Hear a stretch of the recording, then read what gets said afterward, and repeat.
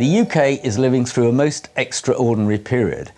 one in which there is a financial crisis and a political crisis at the same time. Liz Truss's government, only in power for a few weeks now, managed to produce a budget, Kwasi Kwarteng as Chancellor, which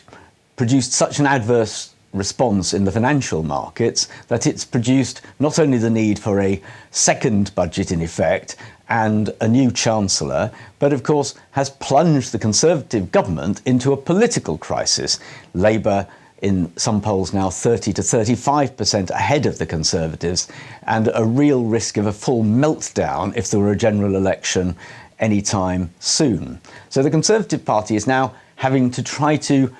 change its economic policies from low tax, high growth, which is what Liz Truss and Kwasi Kwarteng had said they wanted to do, in effect to higher tax, and one must therefore infer rather less growth than they wanted. So it's a complete 180-degree screeching U-turn reversal.